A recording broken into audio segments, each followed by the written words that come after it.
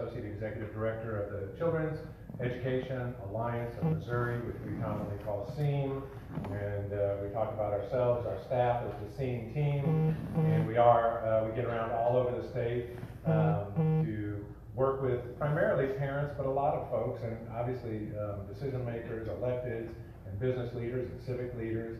But definitely at the heart of what we do, our parents telling their story, helping to put a face on education and education policy and just what that all means. You know, our organization supports the idea of parents being able to have options about where they send their kids to school. And I stress that the whole idea of school choice is a really big tenet. There's a lot of reasons why people seek out those options.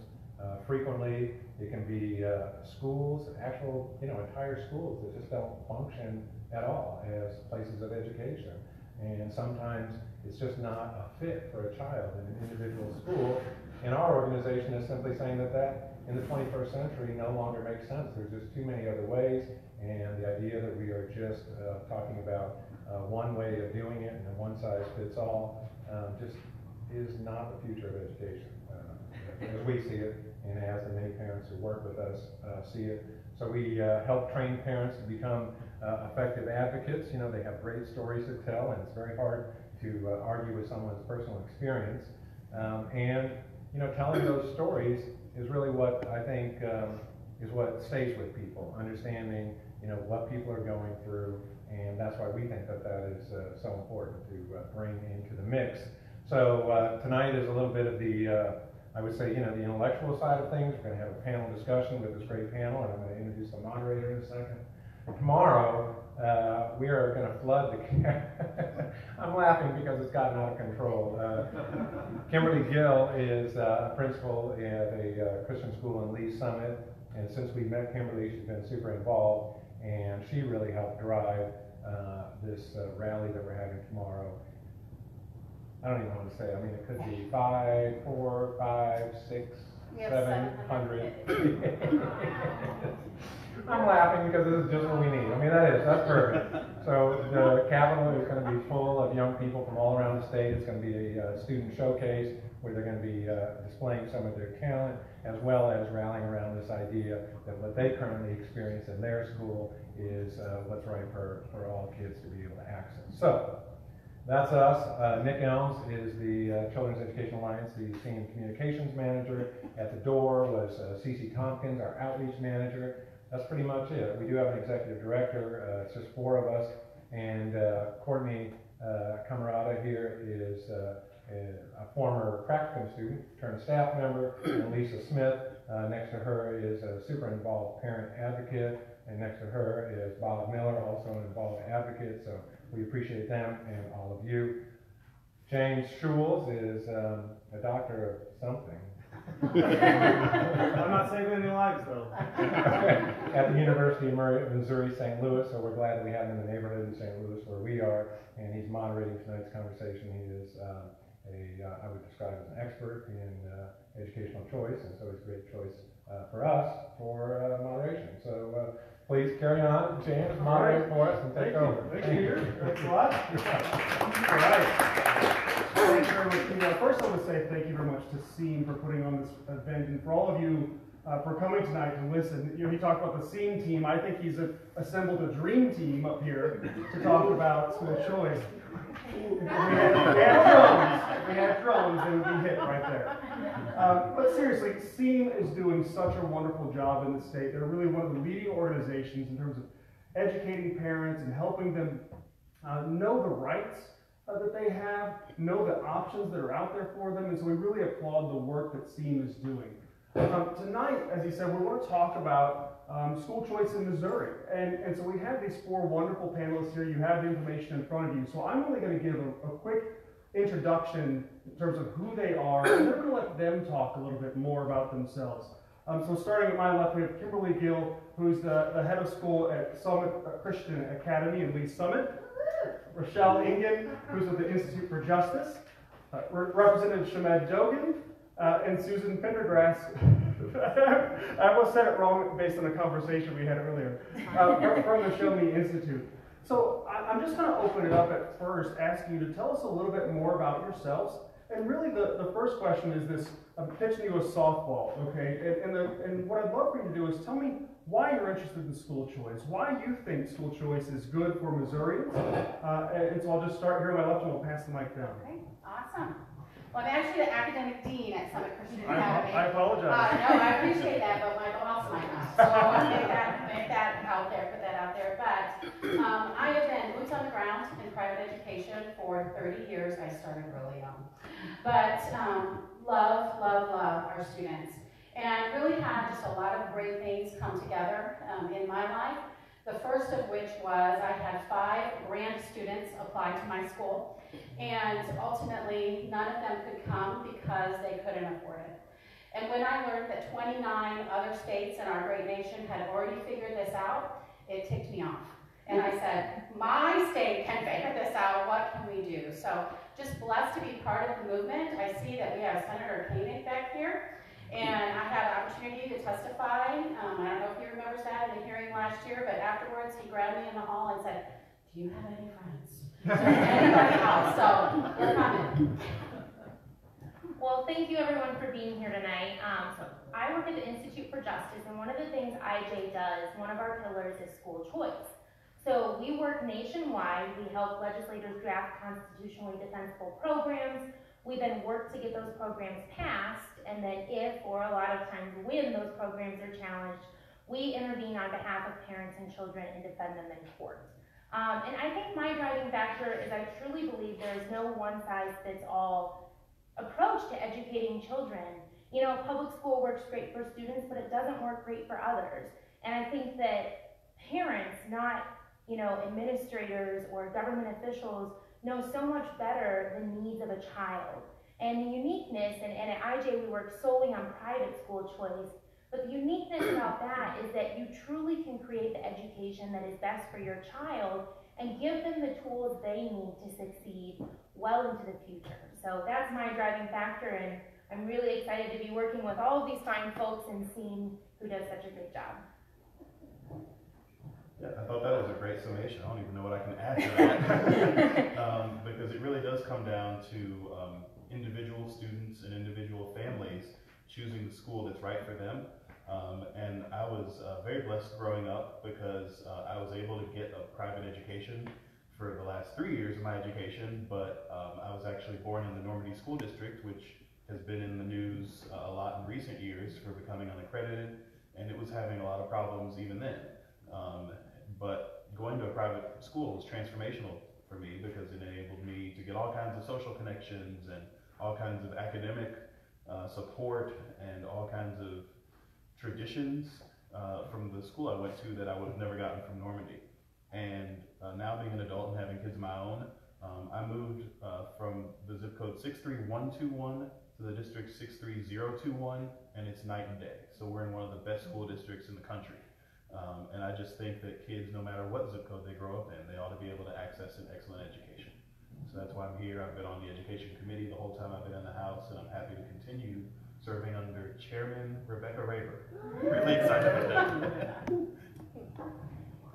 So I'm Susan Pendergrass, and I have been working in the field of school choice now for almost 20 years. I did my dissertation in 2000, 2002 on charter schools in Massachusetts. So in that last 20 years, well, when I started, my kids were all second grade and under, and now 2 are out of graduate school. They're all out of college. And thankfully, but you know, when I started into education policy and school choice in particular, it was because I could clearly see that just in terms of my household, my kids somehow won this parent lottery. And I think about the bigger group of children. I sometimes picture like that hospital room full of all the newborns, and some of them are going to homes that are going to be very challenging, and they're not going to have the best schools, and their parents love them just as much as I love my kids. And it just seemed to me that it was kind of unfair that they were assigned to schools that these parents know when they send their child out the door in the morning, they just hope they're safe and they hope they learn something. And so that just seems unfair to me, and that's why I stick with this as a policy area. And that's part of the reason why too, I am very open to all forms of choice. I did homeschool one of my kids, but for the most part, private school choice, homeschooling, charter schools, just a very pluralistic set of schools that parents can choose from, I don't think it matters so much. And I do think that it's the government's responsibility to provide it, to pay for it, but not necessarily to provide it, build the buildings, hire the teachers. And I just think that as we continue to press for this, and as parents press for it, that our system of education in general will continue to improve. Great. We'll move over here for a moment. So I do want to say that just because her kids won the parent lottery doesn't mean that yours lost. I'm sure you so I didn't lay down the groundwork up front, which I probably should have done. So we're going to start with just me asking a few questions. At some point through the night, if we have any questions coming in through Facebook Live, those will be fed to me. We'll ask those questions as well. And then towards the end of the program, we'll open it up for our questions from you all as well. But I want to start back down here with Susan. It's something you were saying right there at the end about you're sort of open to all kinds of different school choice options. When we talk about school choice, it's a very broad term. And there are a lot of different policies out there. And so I'd love for you to just take a moment and really help us explain or understand what are some of the different policies and different types of choice programs that exist. Sure, so one state we talk about a lot is Florida, but Florida has a very choice-rich environment, and they have tax credit scholarships, they've got education savings accounts for children with special needs, they have education savings accounts, or tax credit scholarships for children who are bullied, which is a new Florida policy and a very important policy. Imagine being bullied and being required to continue to go to the place where that bullying happens and face those children. So they provided that option. Florida has, I'm just running through some Florida programs here, but they have an interesting ESA for third, fourth, and fifth graders who aren't reading on grade level. They can get $500 to spend in the marketplace for tutoring or for online classes or for whatever resources that parent thinks their child needs. And that goes to kids in traditional public schools, charter schools, wherever. Doesn't matter, you can get that $500 card. So I do feel like Florida's a state where they're continually thinking like, what can we do to better serve parents?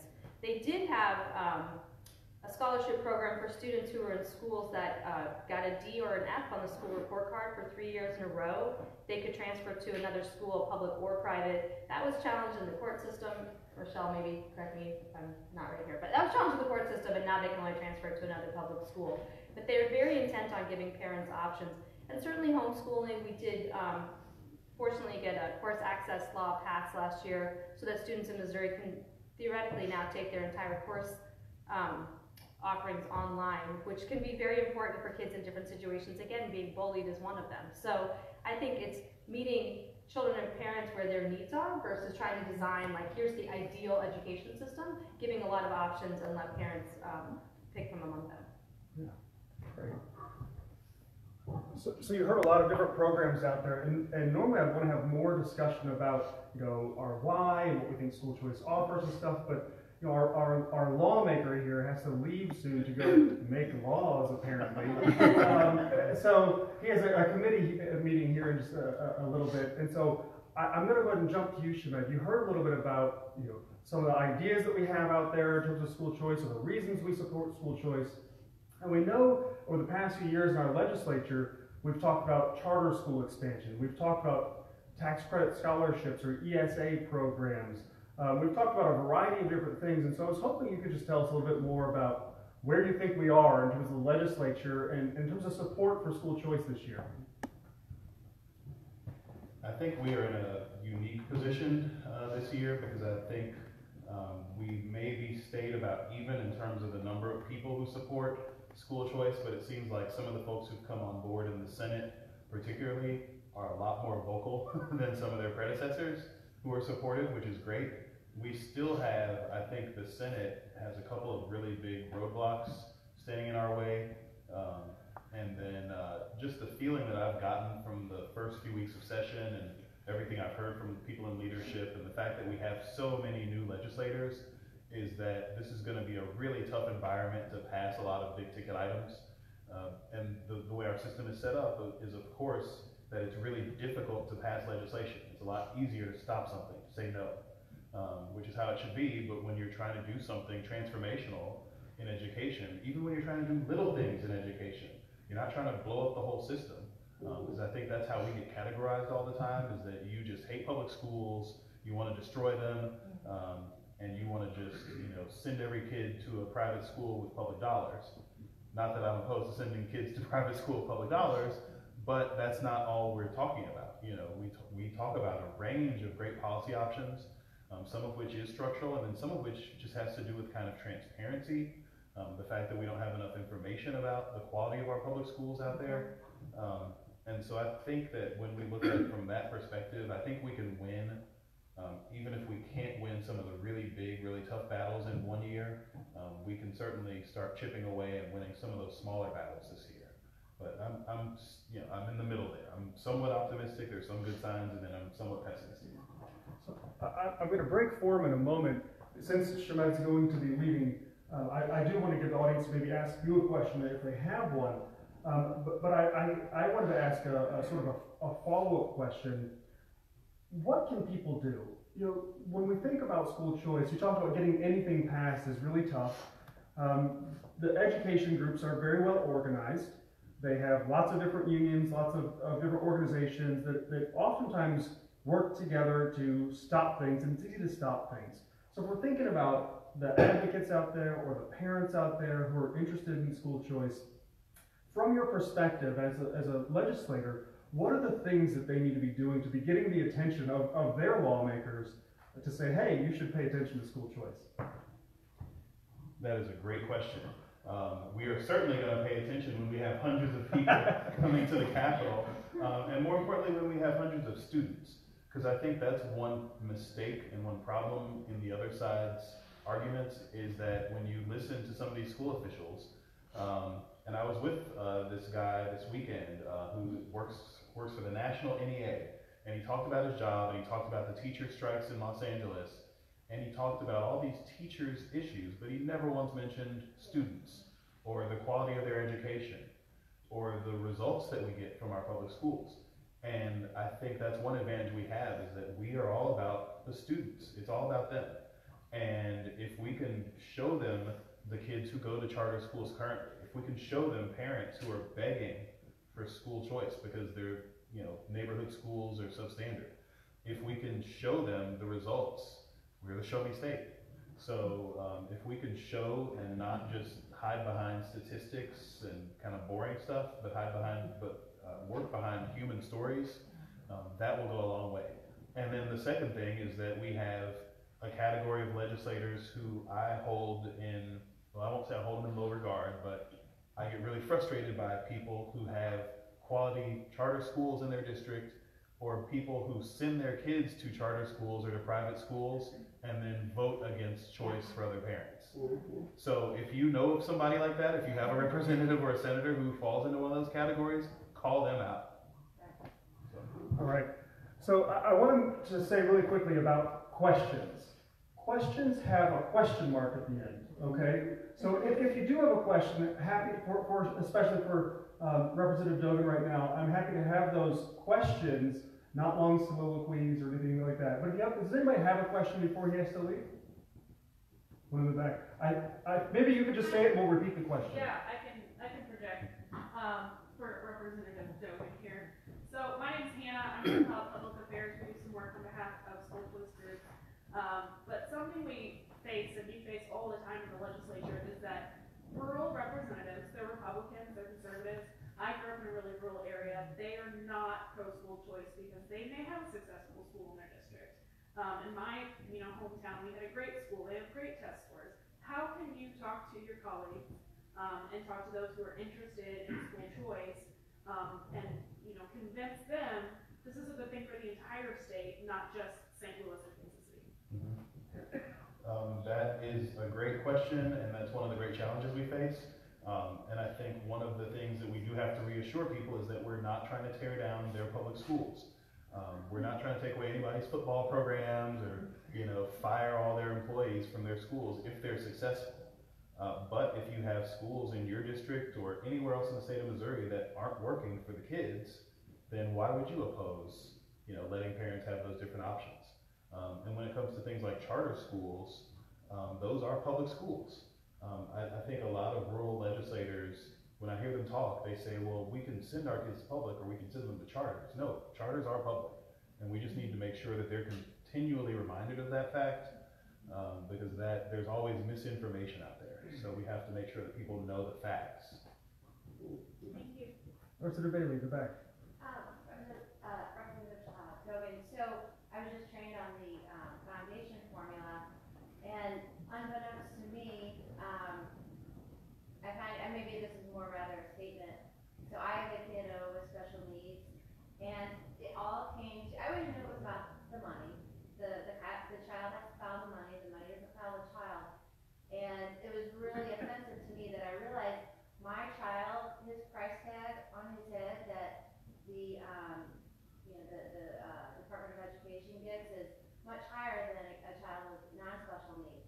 And so it even became more clear to me that if I wanted to send my kiddo to a different school, and the reason they don't like school choice is because they would lose that money. Not that they lose my son, who's an amazing, awesome kid. He has autism, but he's the most fantastic kid. It's very offensive to me, and I'm just glad you guys actually put like kiddos and parents in this place, because it's not a statistic. Doesn't have a little price tag on his head. Now that I realize, how much he's actually worth to the district, and it's just, I don't know if you can speak to that, but I guess my eyes made open when I took the foundation formula class the other day. I was like, holy cow, no wonder. I see it now. I've always known, but then you see it and you go, oh, that makes you even more sick. Can I first say that I'm excited that you guys have a foundation formula class? Yeah. So, go ahead. Pay attention, Dr. Scholl. Yeah, and that's such a great point, because when people start thinking of your kid or anybody's kid as a number, with a dollar sign behind it, I mean, that's offensive, right? Yeah. And that's how a lot of these discussions go. Senator Koenig, his ESA bill, all people wanted to talk about was the dollar sign behind it, the fiscal note. And we're fiscal conservatives, don't get me wrong. I care about taxpayer dollars being spent wisely, but education is a lot more about the output, the quality education that you get, than the input, the dollar amount we spend. Well, we're right at 6, so I do want to let you go unless you can take one more question. Yeah, I have time for one more, unless I have a back signal coming up. One more. Here at the front. It may seem a strange question, but you said that going to private school was transformative.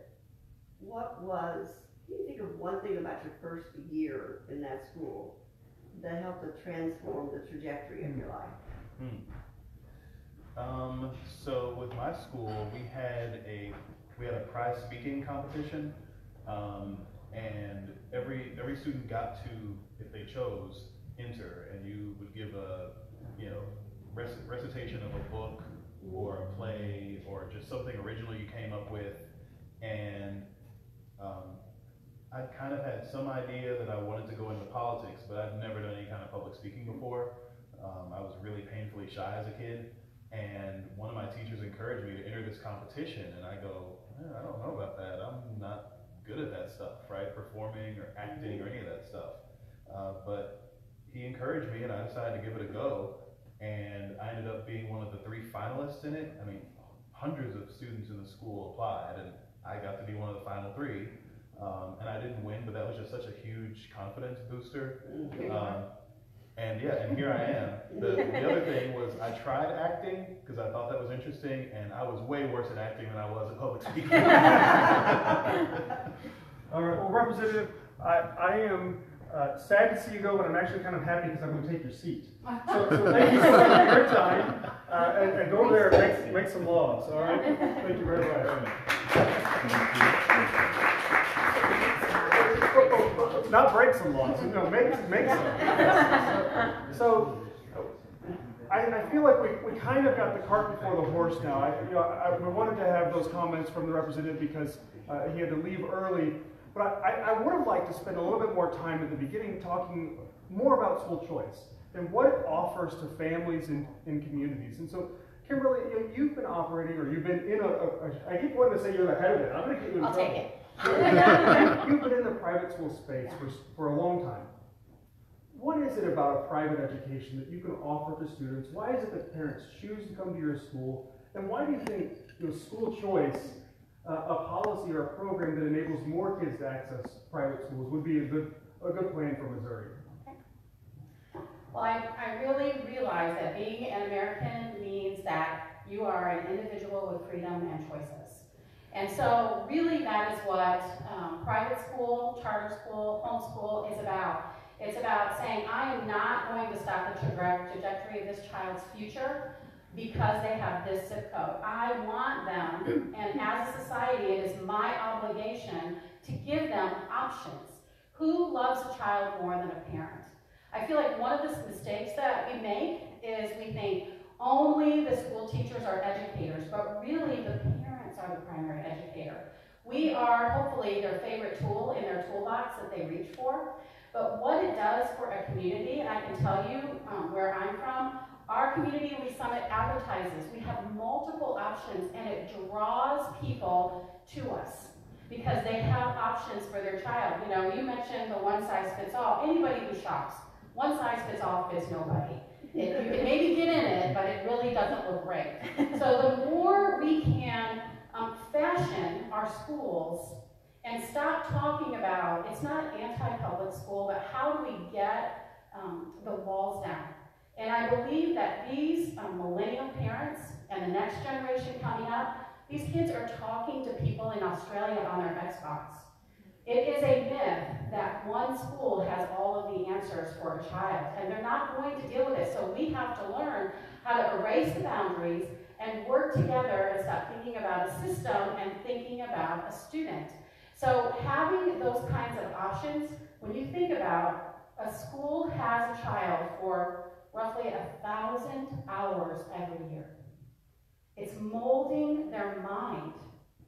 Your product, the end product is that district. And when we are in a state that has failing schools, or schools that aren't just the best for this child, why is it morally okay to let them languish there another year, another day? 29 states have figured it out. Missouri is our turn. So there's this idea around public education. A lot of people think that that public education is how we make Americans. That's what brings us together. And it's dawned on me, I've been reading a lot of arguments in terms of school choice and in terms of arguments in favor of pluralism, allowing different types of individuals to choose different types of schools for their kids. And it really has struck me that if we really want to cultivate Americans who value diversity, who value one another, that forcing them to conform all to one system doesn't seem to be the most ideal way to do that. But so Rochelle, you from the Institute for Justice, as you mentioned earlier, you guys help in legal when there are legal challenges to school choice programs, to private school choice programs in particular. So when a student receives a voucher to go to a religious school or to go to some other private school, almost invariably those programs are challenged. So what is the current state of affairs legally, both at the U.S. level, and then what are the things we need to be concerned or thinking about here in Missouri in terms of the legal challenges? Yeah, definitely. Well, I will preface this with saying I'm not a lawyer, so anyone from IJ watching, I'm telling the truth. So, you know, there's a lot of legal challenges, and that is the one thing at IJ that we do. We kind of call ourselves the school choice lawyers. I think the biggest thing, and I'm sure you all have heard this term, it's a very hot topic but a very old concept, are Blaine amendments.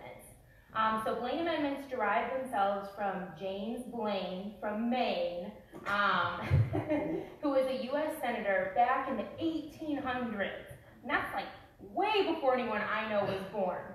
And at that time, common schools, or as we consider public schools today, they were called common schools back then, were not like public schools that we see today. They were Protestant in nature. And you know, after the Civil War, there was this large influx of Catholic immigrants, and you know, the Catholics didn't want their kids educated in the Protestant schools, so the Catholics said, we want our own funding for schools where we can teach our religion. Well, James Blaine did not like that. So these Blaine amendments were born. And originally, the Blaine Amendment was supposed to be something that was going to be attached to the federal constitution. It was going to be, you know, this new amendment, essentially saying that public money could not go to sectarian schools. But sectarian did not mean religious, it meant Catholic. So they were essentially anti-Catholic amendment, or anti-Catholic, policy, excuse me. Well, the federal constitution was not amended, but 37 states adopted Blaine amendments, and Missouri is one of them. So that's been a huge challenge in Missouri all of this time, has been this Blaine amendment, and the courts have used that, when looking at the issue of whether or not public money can go for private religious purposes. And you all might have heard of the case Trinity Lutheran, which came out of Columbia, Missouri in 2016. And this case made it all the way to the Supreme Court. It was about whether or not Trinity Lutheran could apply for a state grant for playground servicing material. And the Supreme Court said, yes, that's constitutional. That Trinity Lutheran can have money, even though they're private and religious, they can have money, public money. Well, the court did not address the question of whether or not that money could be spent on religious institutions or education. So that's the question before the court now. But what a lot of people don't know is after Trinity Lutheran, there was also a case in New Mexico. And the New Mexico Supreme Court recently ruled that parents could apply for textbook loans, and that not only could public school parents, but parents sending their children to private religious schools. So the landscape is very positive, and we are working to get a case to the U.S. Supreme Court to get a ruling on that Blaine Amendment and truly end it for all, because the U.S. Supreme Court has realized that these really are, were just bigoted amendments that were anti-Catholic, and they didn't want private money going to Catholic schools. Thanks for that explanation. So, if you aren't a history buff, you need to remember Blaine, James G. Maine, the continental liar from the state of Maine. That was the rally cry against him, and so we now say, I often say, Blaine, James G. Blaine, the school choice barrier from the state of Maine. But maybe not anymore. Maybe the Blaine Amendment will go away. So I'm going to turn to you, Susan. I've got another question, and I think it's about time we start opening up maybe to the audience for some more questions. So one of the criticisms I hear, other than I've heard lots of legal criticisms, people saying, there's a violation of separation of church and state, which we're saying maybe not. I hear other people saying, school choice isn't great because people can't make those decisions, right? School choice, it's hard to figure out how good a school is. You don't know how good a school is, and so people are making blind decisions. And we talk a lot about, the Show Me Institute is a free market think tank, and in free markets, you can't have what are information asymmetries. You can't have situations where people don't have all the information. And if people don't have the information, they can't make good choices, and so it's not good, especially among disadvantaged families. What do you say to that? Shots fired. Yeah, I hear that all the time. That I often hear that uninformed or not highly educated parents won't make good choices, and we have a lot of data to dispute that now, because there are enough cities that use unified enrollment systems. We know how parents make choices. There's also a lot of survey data. We know basically parents go for number 1, safety, and number 2, academics, and after safety and academics, it gets a little messier, but parents aren't generally picking for the football team. But in Missouri, it's very challenging, and this is something that I really want to focus my work on, is that technically, according to federal law, Missouri parents were supposed to have received a report card in their hands and available online by December 31st. Yeah. That's parent-friendly and user-friendly, and that was designed with parent input.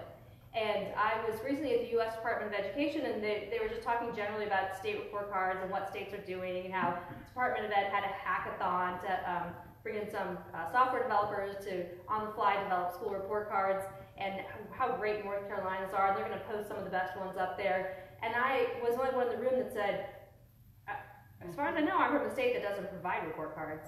I am not aware of Missouri being compliant with that law. And I'm on DES's website all the time. I know there's this at-a-glance, I know there's this very complicated set of information, but it is not something, in my opinion, that a parent could just look at on one piece of paper and say, okay, this school's 4 stars, my other choice would be 3 stars, I'd kind of like to go to a 5-star. Like, other states, almost every other state is working to put usable, parent-friendly information into the hands of parents, and it is not happening in this state. And I would agree, without good information, you can't make good decisions. So I think, as much as I am fully supportive of all school choice policies, and I'd love to see them happen, I feel like we kind of have to walk before we run, and the first thing we need to do is hold this state accountable to parents and to put usable, one-page, easily understood information into the hands of every parent about how the school that their child attends is performing. And we know what needs to be in those, and APR, I mean, APR is this weird number, and people know it's supposed to be 70, but most people don't know what that means. And I think it's time to hold DESE accountable to putting usable information in the hands of parents. CEAM is handing out free scarves to anyone who can find the report card on DESE's Yes, site. you can have a So I want you to tell quickly the story about St. Louis Public. So APR is the annual performance report, and DESE calculates a score for districts and accredits districts. Tell them your St. Louis Public story. Yeah, so I was writing a blog on chronic absenteeism, which are students who miss 15 days of school or more, or 15% of the days. And I was writing the blog like, here's all these schools that are fully accredited, and yet they have high percentages of students who are chronically absent. As soon as the blog went up, DESE contacted us to say, well, no, we don't accredit schools. Schools cannot be fully accredited, only districts.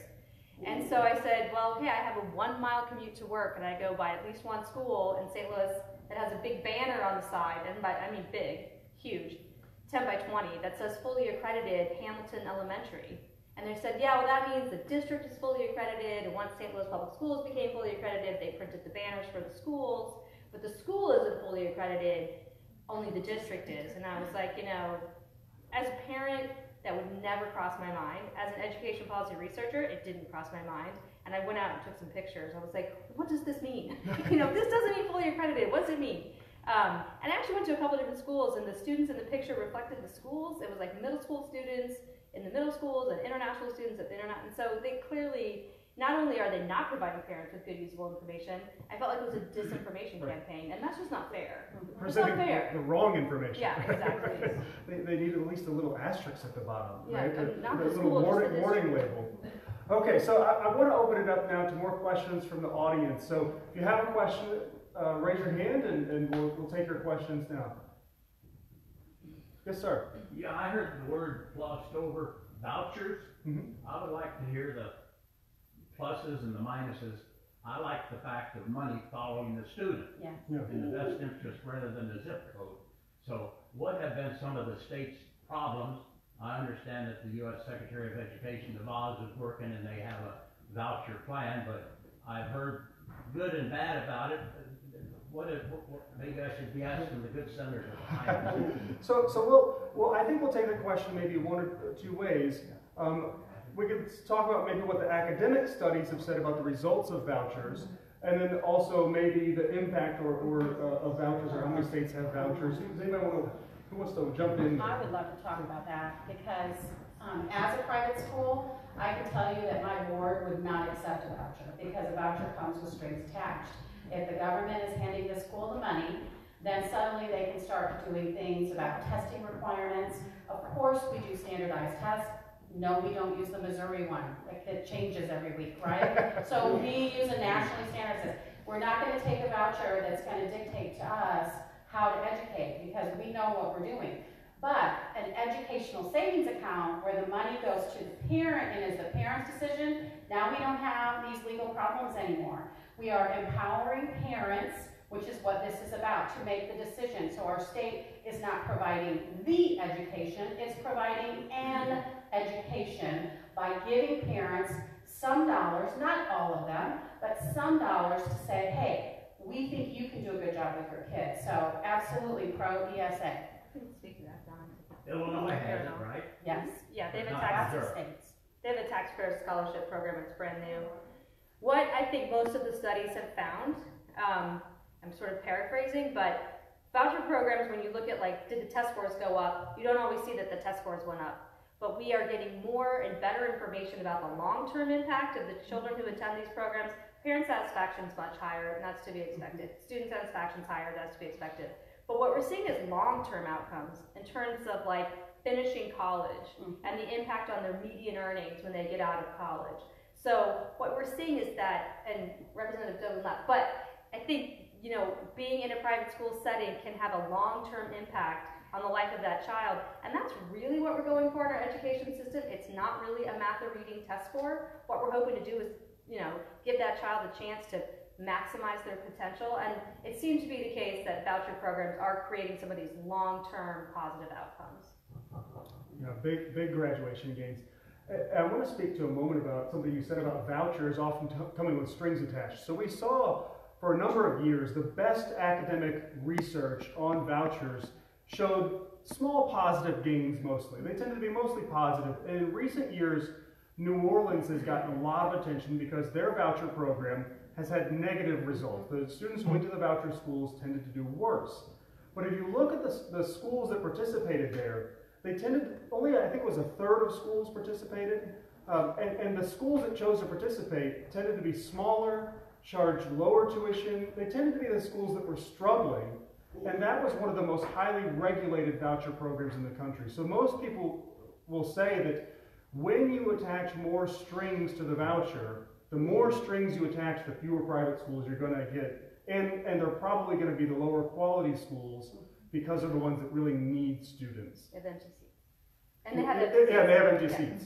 All right, other questions? Yes? I want to go back to when you were talking about the idea that parents from disadvantaged homes and these kind of, how do I say this? Okay, I grew up in in an area that is still one of the 5 poorest areas in the entire United States, and has been for 50 years. And there are parents who may not be able to read those reports even if you get them, but they can call a friend. What's been working for you? How's your kid doing at that school? What have you found out about, is it safer over there? I mean, we're underestimating these parents. And we're being a little bit elitist. Yeah. Okay, not a little bit, a lot elitist, because we're saying you're not smart enough to pick the right place for your kid. I think I'm getting the point of what you're saying. So can we speak to that? What the role of maybe social networks or of how parents make decisions? How do parents make decisions about coming to your school? There's not a report card on Betsy's website for you. How do they figure out that you're a good school? Well, our marketing department would love for it to be all because of the amazing marketing, but it is word of mouth. Parents talk to one another. And there is only good that can happen by giving parents back their power to raise their child. We have discouraged parents from owning their child's education by saying, hey, drop the child at the door, we'll see you at 3 o'clock. And schools have made that decision because of health and safety concerns with the students in the building. We're going to keep everybody out versus how do we engage with our parents. And so absolutely 100%, word of mouth. Yeah. Go ahead. I think it's really important to look at the fact that if you have the resources, you can exercise school choice.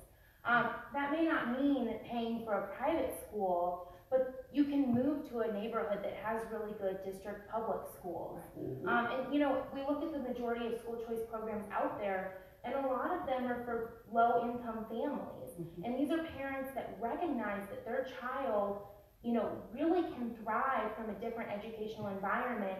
They're intervening. These are parents, kind of from these poor, low-income communities, and their children are achieving great results. So I think, a lot of what you said, that saying, oh, parents can't do it because they're not educated or they're low income is really unfair. And it's, just handing choice back to the people that can afford it anyways.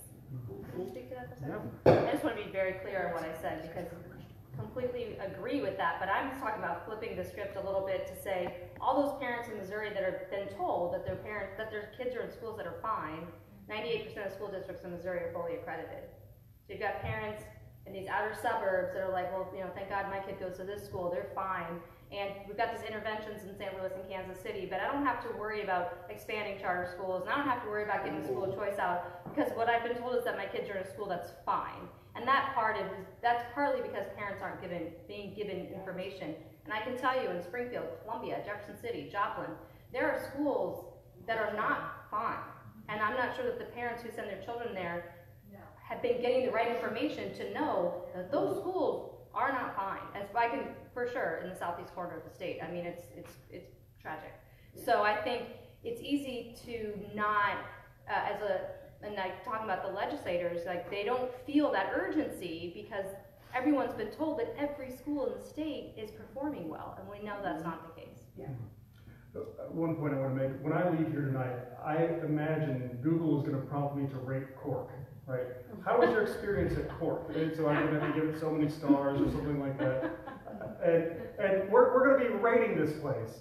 And it's amazing to me how much technology is changing how we rate and view places. And in terms of information for parents, there are websites, there are places that are starting to develop and give more tools to parents. And I always tell this story that I don't know anything about cars. I'm a terrible, I don't know what type of engine or size of engine or any of those things.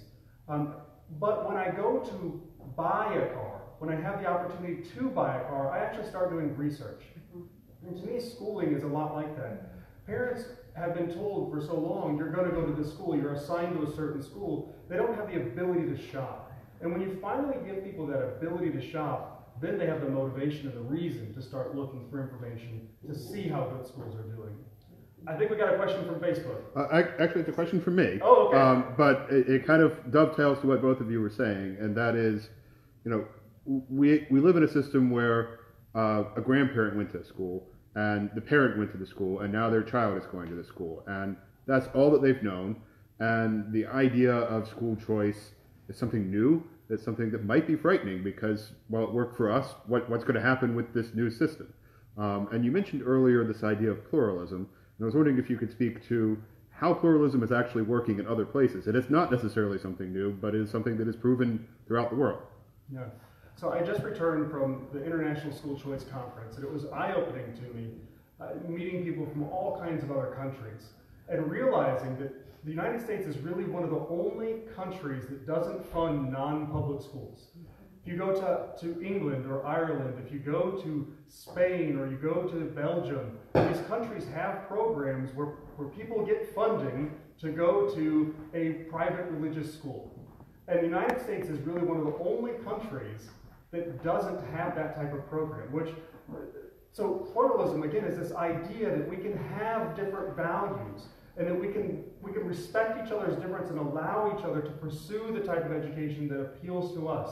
And that may be a faith-based education, it may be an instructional practice, it may be that I want a Montessori school for my kid and you want a classical academy for your school. And so it's really interesting to me that the United States, one of the values we say we hold is this idea of pluralism and freedom of speech, freedom of religion, but yet when it comes to public education, when it comes to funding education, we're one of the few countries that doesn't support a pluralistic education system. Do you want to add more to that? No, I think that's... Well, yes and no, because we do have some areas, don't we, in the United States where we do have kind of a pluralistic education that are working. You mean like We're choice getting there. rich? Yes, Choice rich environments, yeah. sure. Indianapolis. Yeah. We're getting there. Yeah, we're getting there through voucher programs and tax credit scholarships and the various other things. We're approaching that. We're not there yet in Missouri. Do we wrap up at 6:30? We're going to show the video at 6:30. Okay. So I should maybe take one last question, and then we have a short video that was produced by the Show Institute to show you. So one last question. What last story? Oh, I we'll will tell your answer. story. We had an interesting experience as a school last year. A family with 3 beautiful daughters moved to our state. Dad is a pastor, mom is a social worker, and they were sacrificing everything. They wanted private education. In Florida, their daughters went to school in private schools for free. They came here, signed their kids up for our school, and said, okay, how do we access the state funding? And our finance office went, what are you talking about? They had no idea. They moved and left our state in 3 months. So again, for Missouri to attract more people to our state, more children, why don't we want to be the state that everybody wants to come to? Because we treat our kids great. We invest in our children, number one. So losing those 3 girls was a big wake-up call also, and I'll just put it out there. Missouri, we want everybody's kids. Great. Yes, you introduce it, and I think we'll Well, thanks for watching this film tonight, the Show Me Institute put together this film. It took about a year when we started talking about like what's the block? Like why don't people get this? Why doesn't everyone feel the way you feel about it? And so we made a short film. We just want to provoke discussions of the topic, and it's not unique to Missouri. We're putting it out nationally, and anyone who wants to share it, I can send you a link so you can share it. All right. So I think we can move out here maybe. Yeah. So do you about have it queued up? Yes. Well, let me say, before the film starts, again, thank you so much to the panelists. Thank you very much to Peter and the team for having us. And if you want more information, I think Peter is probably the guy you should follow up with. He knows everything.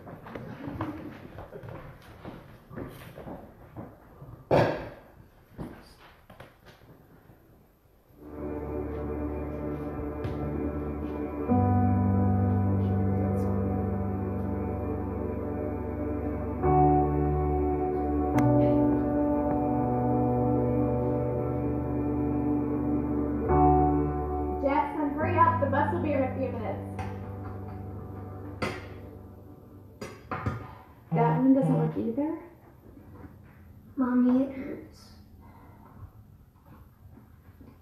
I know, kiddo. We'll find a doctor to try a different medicine, okay? One of these has to work, right? Go get your hoodie. We've been through this a few times, haven't we?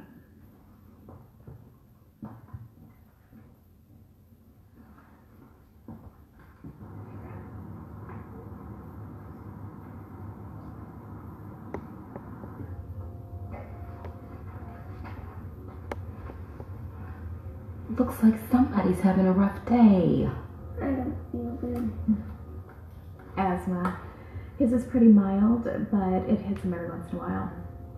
And he's really been struggling since we moved here last week. We're still trying to find the right inhaler. The last couple just didn't work. Maybe a different prescription? Poor little guy. Just hang in there, okay? It shouldn't be long before Dr. Thompson can see you. And he's an expert at fixing up kids fast.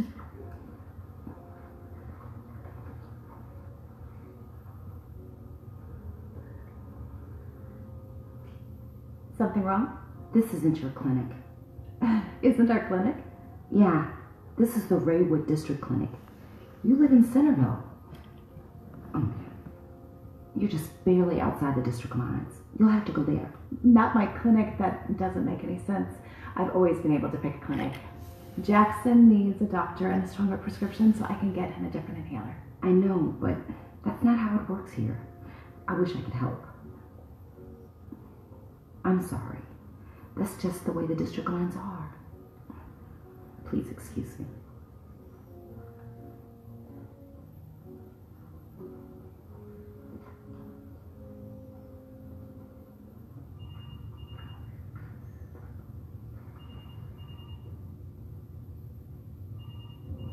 Yeah?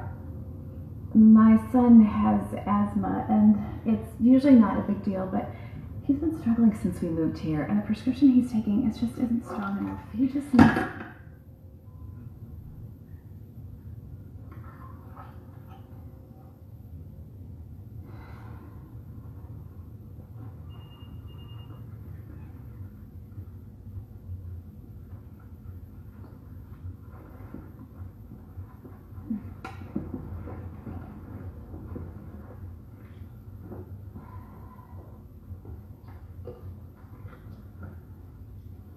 You new? Yeah, we just moved.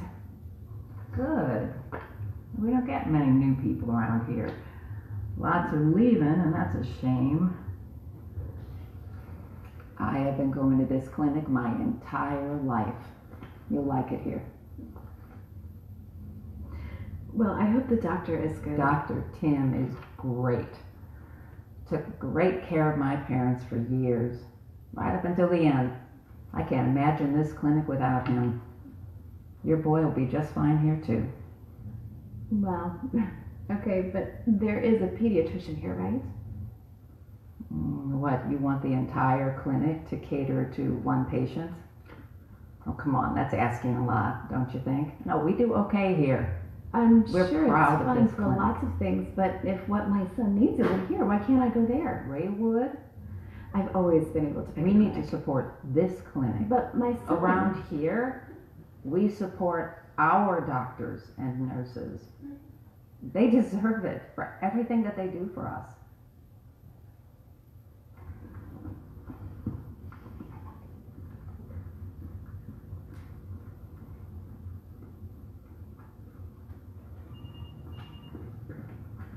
Hi. How long until someone can see my son? When Dr. Tim is ready for him. Your boy isn't the only one here, you know. Do you even have a pediatrician? No, but we have what we need. Are you kidding me? There's no pediatrician? My son needs We you. can't afford a specialist. Dr. Tim is fine. No, he's not. At least, he's not fine for what Jackson needs right now. Why can't I just take him to see the pediatrician at Raywood? Because we're your clinic. You don't get to pick your clinic. That's just not how it works. We're doing the best we can, and it works just fine. We have a system here, ma'am, and the system works. We've taken care of this community for a long time. Dr. Tim will be with you when he's available.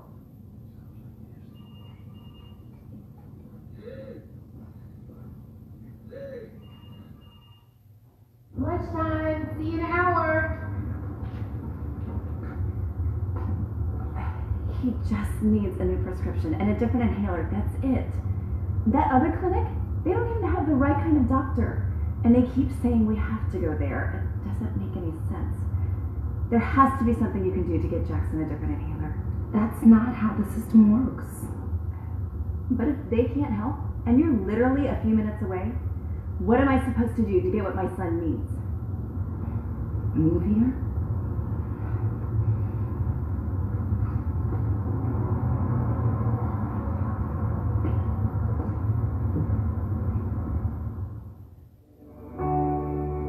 When you're worried about your health, finding the right doctor becomes very important. Giving up control over our choices in medical care is stressful. So why are we willing to give up control when it comes to where our children go to school? In some states, nearly half of all parents exercise some form of school choice.